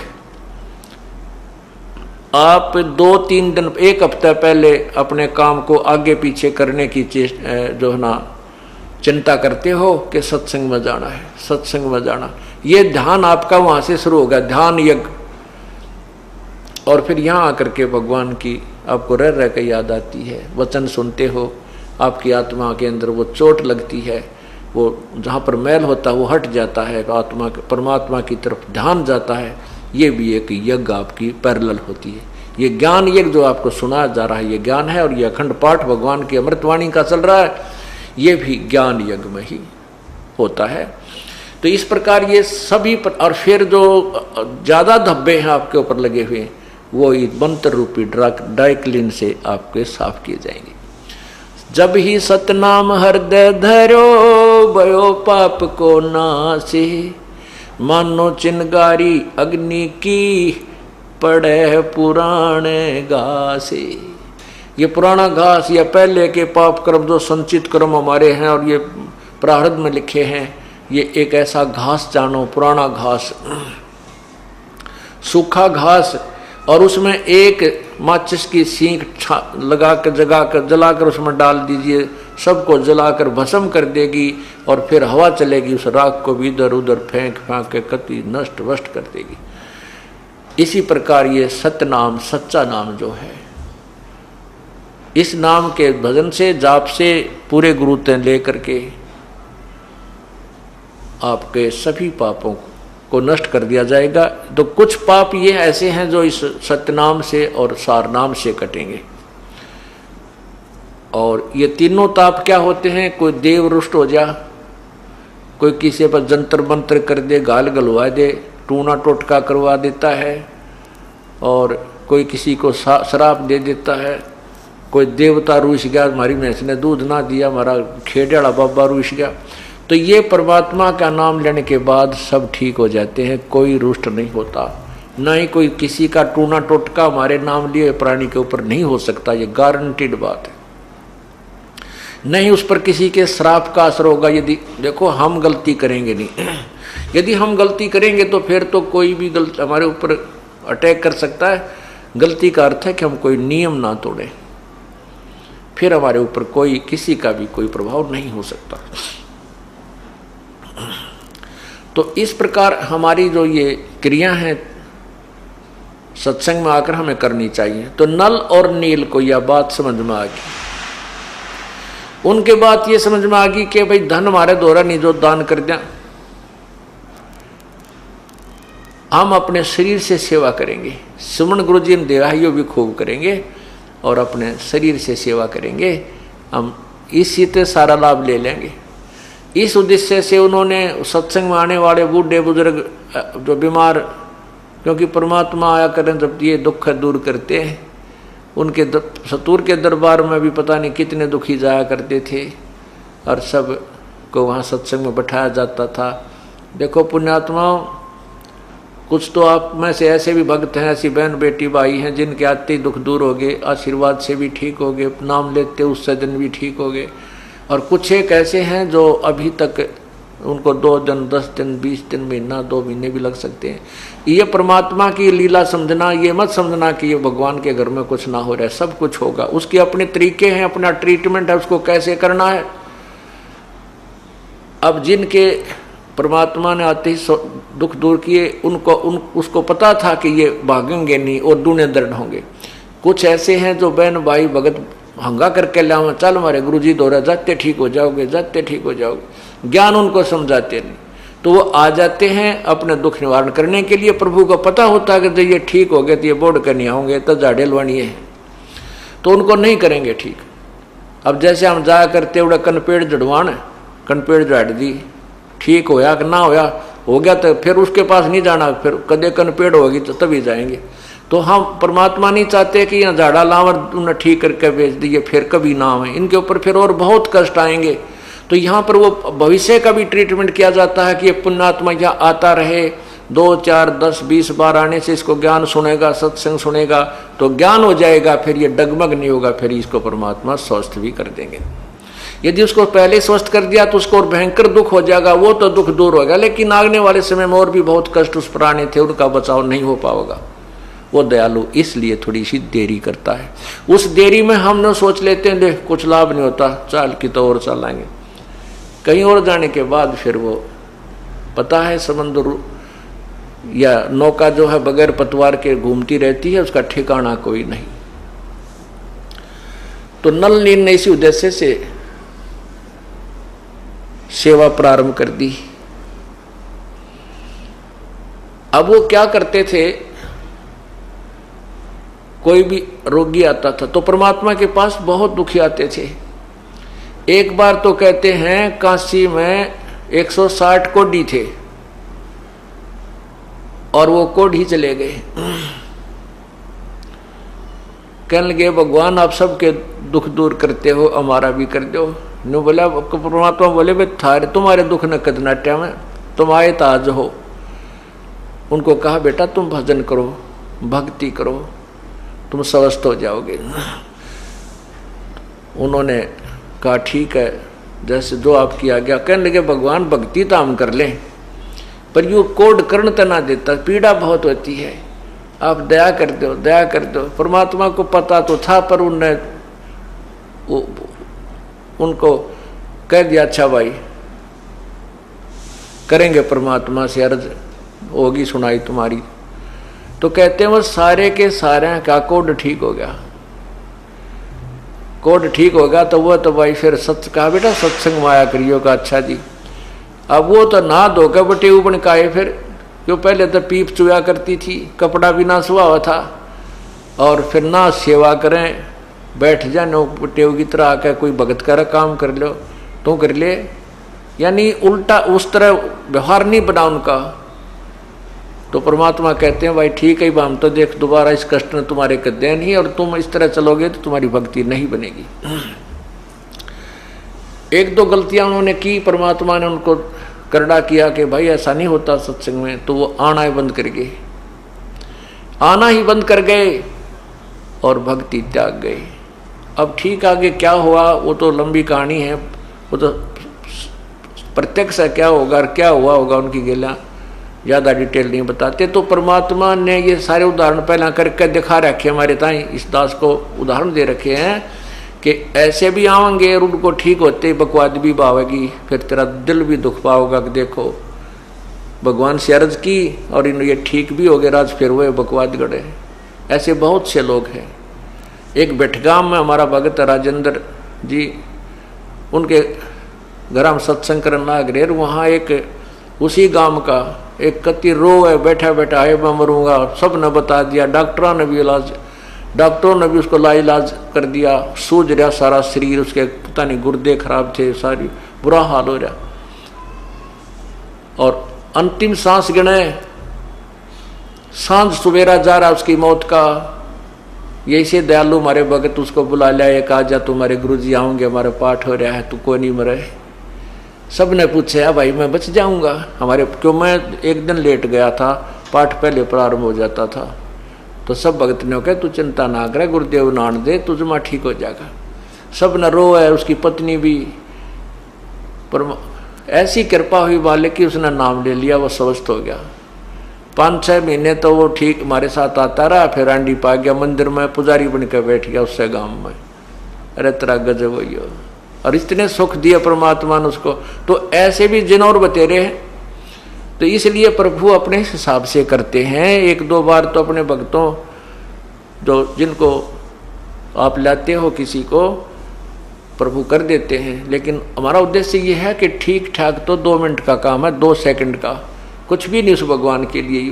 परंतु उन्हें तो और दुख दिखाई दे है कि यो नादान जय फिर हमारे इस रास्ते से भटक गया तो काल तो बाट देखा इसकी, काल तो इंतजार कर रहा कि ये पुण्य तो कमाओगा यहाँ पर, शुभ कर्म तो यहाँ करके जाओगा और उसकी विरानमट्टी करवाओगा काल, फिर उसको कितना राजा बना देगा, कितना मेंबर बना देगा, कितना एमएलए बना देगा और उसकी करवा के खराब कमाई ने और गधा बना देगा।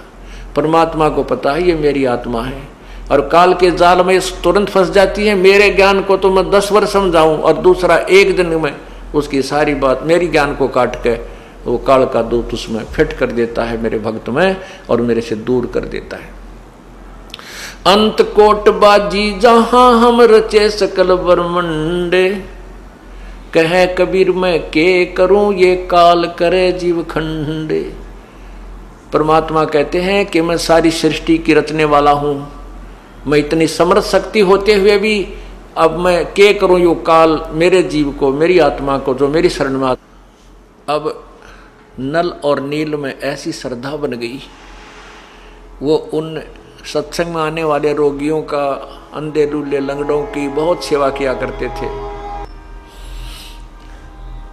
वो क्या करते थे कि उन वृद्धों के, बीमारों के कपड़े धोने लगे, उनके बर्तन साफ करते थे, क्योंकि समागम अस्थायी था। वो अब उसमें ऐसी व्यवस्था होती थी, अपने अपने कटोरा गिलास या थाली साथ ले जाते थे कटोरे, तो उनके कपड़े ले जाते, बर्तन धोने के लिए नदी पर चले जाते, दोनों सादे से, क्योंकि पीड़ा के कारण उनका दिमाग सेट नहीं रहा था, कुछ डिस्टर्ब सा हो गया था, इस कारण के वो कुछ भोले से थे, सादे से दिमाग के थे, ज़्यादा चतुर नहीं थे। वो क्या करते थे कि उन कपड़ों को भिगोकर नहर के किनारे पर रख देते, बर्तनों को भी भिगो कर रख देते कि थोड़ी देर में इनका मैल गल जाएगा, धो लेंगे।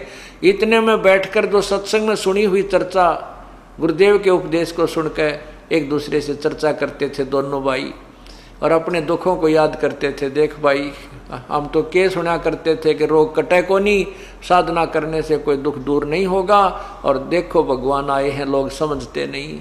इस तरह की बातों में वो लीन हो जाते थे। उधर से पानी की लहरों में कोई किसी का कोई कुर्ता बह कपड़ा बह गया, कोई पजामा, किसी का कुर्ता, कोई कटोरा, किसी का गिलास, उनको ध्यान नहीं होता था। वो जो भी वो कपड़े सामान वो ले गए थे, शेष बचा हुआ धो धा कर वापस आ जाते। अब वो वहाँ रख देते, ले भाई अपने अपने छांट लो। अब किसी का गिलास नहीं, किसी की थाली को ना, किसी की जूत, किसी का तो धोती नहीं है, तो किसी का कुर्ता नहीं, किसी का कच्छा नहीं। तो वो कहने लगे भाई नल नील हमारी ये वस्तु नहीं। वो कहने लगे भाई हम तो इतनी ये लेकर गए थे, सारी धो लाए। तो दूसरे जो और सेवक जाते थे वो बताते थे भाई ये क्या करते हैं, ये तो बेका कपड़ा ना, बड़ा भगवान पता नहीं के बतलाओ, हम बैठ के एक तरफ, और ये बह जाते होंगे पानी में, इनको ध्यान नहीं है। 2-4 बार ऐसा हुआ तो उन भक्तों ने जो दुख, जिनके बर्तन कपड़े धोया करते थे, हाथ जोड़ के प्रार्थना करती, नल नील भाई तुम हमारे बर्तन मत साफ करो, हम तो दुखी सुखी अपने आप पर धो डालेंगे।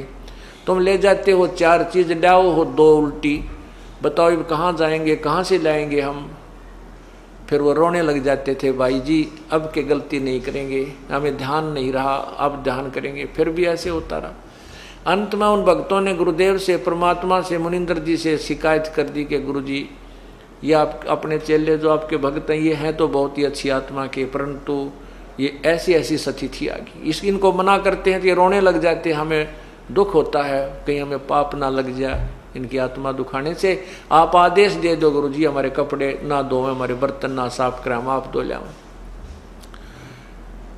इतनी बात सुनकर नल नील वहीं खड़े थे, गुरुदेव के चरणों में गिर गए। मुनिंदर जी के कहा है गुरुदेव, दोनों कान पकड़कर माफी मांगते हैं, क्षमा याचना करते हैं, प्रभु आगे से गलती नहीं करेंगे। हे प्रभु हम बहुत दुखी थे, आपकी कृपा से हमारे दुख दूर हुए हैं। हे परमात्मा हमसे सेवा छीन लोगे तो हम फिर दुखी हो जाएंगे। उनको ये डर था, और डर बिना भक्ति बना नहीं, डर बिना कोई भी काम है भय के बिना नहीं बन सकता। इस प्रकार उन गुरु जी के चरणों में हाथ जोड़ के विनय की, प्रभु हमारी सेवा ना छीनना दाता, आगे से ध्यान रखेंगे। वो दूसरे कहते हैं महाराज जी ये तो आई बार यही कहते हैं, इनके बस की बात नहीं है, जाते भूल जाते हैं और हमारे बहुत नुकसान होता, हमने कई दिन यहाँ ठहरना है। तब प्रभु ने कहा कि बेटा आप खूब सेवा करो नल नील, आज तुम्हें आशीर्वाद दे देता हूँ कि तुम्हारे हाथ से पत्थर भी नहीं डूबेंगे जल के अंदर। उस दिन के बाद उनसे कोई कपड़ा या गिलास नहीं डूबा और उनके हाथ में यह शक्ति प्रभु कबीर अर्थात मुनिंदर जी की दी हुई प्राप्त हुई। सत साहिब। शेष आपको रात्रि में सुनाएंगे। नमस्कार सर। नमस्कार सर जी। सर आपका क्या नाम है? मनीष कुमार जी। मनीष जी आप कहाँ से आए हैं? मैं जी जिला अम्बाड़ा, तहसील नारायणगढ़, गांव अंधेरी जी, डाक खालना नखनौरा जी, अंधेरी गांव का हूँ जी। सर संत रामपाल जी महाराज जी से आपने नाम दीक्षा कब ली? संत रामपाल जी महाराज से दीक्षा मैंने जी 2014 मार्च में ली थी जी। सर संत रामपाल जी महाराज जी से दीक्षा लेने से पहले आप क्या भक्ति साधना करते थे? मैं जी भक्ति साधना तो जी ऐसे पितृ पूजना जी, खेड़े पे जाना, देवी पा, ऐसे ही सबसे ज़्यादा मैं खेड़े की पे जाता था जी। खेड़े पे देवी पे अपने इनको ज़्यादा मानता था जी मैं। खेड़ा रोज नहाना जी, ये भक्ति करता था जी मैं। सर ये भक्ति साधना करने से आपको कोई लाभ प्राप्त हुआ? नहीं, लाभ तो कोई नहीं होया जी, है बस ऐसे ही धक्के खा रहे थे जिंदगी में जी। लाभ कोई नहीं होया जी उनसे। मैं ज़्यादा ही ज़्यादा भक्ति करता था, जैसे ही ज़्यादा से ज़्यादा करता था उतनी ज़्यादा मेरे के ऊपर कष्टी आती थी जी। जैसे कोई गाड़ी खराब हो गई या कोई डंगर बीमार हो गया या कुछ पैसे नहीं है या बीमार हो गया, घर वाली बीमार होगी, पूछते थे जी पंडितों से या किसी और से, कह रहे जी आपका पितर जो चाचा जी आपका मरे है जी, वो आपसे मांग रहा। मैंने सोचा यार मैं सबसे ज़्यादा इनको पूज रहा हूँ और मैं इनको कपड़े लगते सब कुछ दिवाली वगैरह जैसे देते हैं हिंदू धर्म में, और ये मेरे को ही परेशान कर रही इतनी ज़्यादा। और घर वालों वाले भी हैं मान ले, और सब है मान ले, पापड़ोस है, सारा कुछ है, तो मेरे को ही परेशान क्यों करते हैं। चलो जी मैं ज़्यादा जितना ज़्यादा देता था उतनी मेरे को ज़्यादा परेशानी आती थी जी। तो उस भक्ति करने से ही जी नशा भी करने लग गए थे जी। नशा क्या करते थे जी, जर्दा बहुत ज़्यादा खाता था जी मैं। जर्दा काफ़ी बना के रगड़ के दोनों साइड लगाता था जी मैं, इतना सारा जर्दा, और एक निकाल लिया दूसरा लग रहा जी। उससे घर वाले भी मान ले, जिस घर वाली को तो पता था अभी जर्दा खाता है तो और से छुपा के रखता, तो पता तो उनको भी था जी, सभी को पता होता है अपने बच्चा कहाँ क्या कर रहा है। उसके छोड़ने कर का जर्दा छोड़ने कर का बीड़ी भी पीने लग गया जी, भी जर्दा छूट जाए, क्योंकि जो के ऊपर लिखा है जी कैंसर होता है जर्दे से, तो जी छूट नहीं पा रहा था। तकरीबन 1 साल लग मेरे दुश्मन रह भी मेरा जर्दा कैसे छूटे। तो मैंने क्या करा जी, बीड़ी पी सारा कुछ करा जी। उस शाम को मैं पूरा रज के खा के ना, अभी कल नहीं खाना मेरे को जर्दा। मैं उसको जर्दे को ना परा फेंक के आता था जी, नीचे नाली में डुबो के आता था भी, सवेरे को मैं नहीं खाना मेरे को। फिर सवेरे जी चाय पीनी और मेरे को वो लग जाना, बस कुछ ही मेरा हाथ पैर हो, और भी मेरे को वो जर्दा चाहिए कैसे भी। सवेरे जाता दुकान से, सबसे पहले मैं खड़ा मिलता दुकान पर जी, जर्दे की पुड़ी ली खाई, चल जी। मैंने सारी जी अपनी देवी बा सारी सूखनाई भी धरी जी, पर जर्दा नहीं जी छूटा। फिर जी शादी में एक फंक्शन में मैं गया था, वहाँ भी दारू भी सब कुछ खाया पी रखा था, पर मेरे को प्रॉब्लम बहुत ज़्यादा थी, कड़फा सूझ भी गया फिर मेरा जी, क्योंकि उसकी वजह से। तो मैंने जी वहाँ से एक मेरे को संत रामपाल जी महाराज का शिष्य मिला जी एक, वो मेरे कहने लगे भी आप हमारे गुरु से दीक्षा ले लो, और आपकी प्रॉब्लम आपके साथ देख रहे आप बीमार हो काफ़ी, और आपके चेहरे बहुत मायूस सा लग रहा है। मगर है जी मैं बहुत परेशान हूँ। मगर जी कौन है आपके गुरु जी? के संत रामपाल जी महाराज। पहले देवी देवता करते हैं जी, मन तो कोई गुरु नहीं बना रखा। कह रहे जी आप वहाँ से दीक्षा ले लो और आपका जर्दा कुछ भी हो गया, आपकी जो भी परेशानी होगी ना मिनटों में ठीक हो जाएगी। तो जी मैंने दीक्षा ली जी। संत रामपाल जी महाराज जी से दीक्षा लेने के बाद आपको क्या लाभ प्राप्त हुए? 1 साल से मैं जी जर्दा से बहुत परेशान था जी। संत रामपाल जी महाराज जी से दीक्षा लेने के बाद जी पहला लाभ तो यह जी मेरा नशा छूट गया बिल्कुल ही। और उससे पहले जी इसमें मेरे पूरा ये गड़ चुका था जी मेरा जर्दे की वजह से, और जीभ के पीछे भी कुछ लाल लाल से कुछ हो जाएगा, तो उसमें बहुत दर्द होता था जी मेरा, और कड़वा एक साइड से सूज गया था जी मेरा।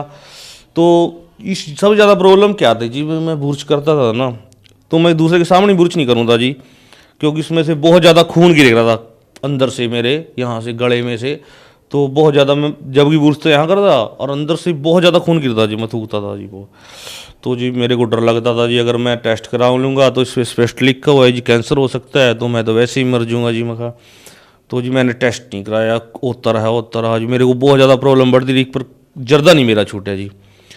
तो जी जर्दा नहीं छूटा, फिर मैंने संत रामपाल जी महाराज की एक उनका न्याय मिला, उन्होंने बताया भी ऐसे ऐसे करके आप उनका नाम दीक्षा ले लीजिए और आपके सारे नशे विकार सब कुछ दूर हो जाते हैं जी। मैं कहा ऐसे संत हैं जी? कह रहे जी। मैं कहा ठीक है जी। मेरे को तभी मिला, मेरे को जी जाना है उनके पास जी, सतलोक आश्रम बड़ा जी। मैं गया, वहाँ से मैंने दीक्षा ली जी। संत रामपाल जी महाराज की कृपा से जी मेरा बिल्कुल नशा छूट गया जी। मैं बिल्कुल नशा नहीं करता, मेरे को नफरत है जी नशे से। और जी दूसरा लाभ जी, 2008 से मेरे ऊपर केस चल रहे थे, जो भी केस थे उसमें वकीलों की फीस वगैरह, मेरी बहुत आर्थिक स्थिति खराब थी जी। एक्सीडेंट हुआ था जी गाड़ी से, तो वो भी संत रामपाल जी महाराज जी की दया से जी 3 महीने के अंदर मैं उसमें से बरी हो गया जी। और जी तीसरा लाभ क्या था, घर वाली बहुत बीमार रहती थी जी। क्या था जी, उसको पेट में दर्द रहता था जी, बहुत ज़्यादा दिक्कत, और भी काफ़ी प्रॉब्लम थी जी उसको। वो भी नाम लेने के बाद जी बिल्कुल ठीक हो गया है। 3 साल हो गए जी, कोई रसोली नहीं उसके पेट में, कुछ नहीं, कोई प्रॉब्लम जी, इसको बिल्कुल ठीक हो गया है जी वो। और जी आर्थिक स्थिति मेरी बहुत ज़्यादा ख़राब थी जी, तो वो भी मेरी बहुत ठीक है जी, मालिक की दया से बहुत अच्छी मेरी वजह से। अब जब मेरे पास गाड़ी भी इंडिका थी जी, भी जो भी 20-30 हज़ार रुपये की थी, आज स्कॉर्पियो गाड़ी है जी। बहुत दया है जी परमात्मा की, नया मोटरसाइकिल है जी, घर बार सारा बहुत अच्छा है जी। मान ले पहले घर में क्लेश रहता था जी, घरवाली के साथ या माता पिता के साथ जी, अब बहुत अच्छा है जी। क्योंकि हम उनको पता है कोई नशा नहीं करते, कुछ नहीं करते, और वो भी मान ले मालिक के शरण में है जी, और वो भी भक्ति करते हैं जी। हमको दवाई की कोई जरूरत नहीं पड़ती, जनाब हम बीमार होते हैं तो बस मालिक का चरणामृत लेते हैं जी, और उसी से सभी लाभ हो जाते हैं जी। सर आपने बताया कि आप बहुत ज़्यादा नशा करते थे और नशा छोड़ना चाहते थे, लेकिन आप नशा नहीं छोड़ पा रहे थे, और सरकार भी सर बहुत सारे ऐसे प्रयत्न करती है, नशा मुक्ति केंद्र खोलती है, फिर भी नशा नहीं छूट पाता है। लेकिन जब से आपने संत रामपाल जी महाराज जी से नाम दीक्षा ली, और नाम दीक्षा लेने के बाद सिर्फ आपने मंत्र जाप किए, भक्ति की, तो सर भक्ति करने से ही आपका नशा छूट गया। सर ये कैसे संभव हुआ? संत रामपाल जी महाराज की शरण में आने से जी मेरा नशा छूट गया, क्योंकि संत रामपाल जी महाराज ही पूर्ण परमात्मा है जी। वो मान लो वो शास्त्र अनुकूल भक्ति दे रहे हैं, जबकि और कोई भी संत है, मान ले किसी भी संत की शरण में जाते हैं जी, वो कोई रोक नहीं करते जी, क्योंकि सभी वहाँ बीड़ी भी पीते हैं, जर्दा भी खाते हैं ना, वो छोड़ते हैं उनके न्याय जी। संत रामपाल जी महाराज ही एक पूर्ण परमात्मा है जी, आज सच्चे संत हैं, क्योंकि वो शास्त्र अनुकूल भक्ति दे रहे, जो मंत्र वो देते हैं ना, उनसे इनमें इतनी शक्ति है जी, भी नशा कोसों दूर हो जाता है जी उनका। जो भी भक्त है, जितने भी लोग हैं, मान ले श्रद्धालु हैं जो अपना नशा छोड़ना चाहते हैं, एक बार संत रामपाल जी महाराज का सत्संग सुनो जी, 740 पर सत्संग आता जी साधना चैनल पे जी। तो पूर्ण परमात्मा से जी मंत्र लो जी, उनसे नाम दीक्षा लो, फिर देखना जी आपका नशा कोसों दूर हो जाएगा जी। इतनी शक्ति है जी उनके मंत्रों में, जो मंत्र देते हैं संत रामपाल जी महाराज। अगर पूरा विश्व संत रामपाल जी महाराज जी से दीक्षा लेगा जी, तो उनका भी नशा छूट सकता है जी। सर यदि कोई श्रद्धालु संत रामपाल जी महाराज जी से नाम दीक्षा लेना चाहें तो कैसे ले सकते हैं? संत रामपाल जी महाराज का जी साधना चैनल पे 740 पे सत्संग आता है जी, उसके नीचे वो आता है जी, नंबर आते हैं जी उसके ऊपर, तो सतलोक आश्रम बरवाड़ा की जी, उन नंबरों से कॉन्टैक्ट करें और नाम दीक्षा लें जी। धन्यवाद सर। सत साहिब। बोलो सतगुरुदेव की जय हो।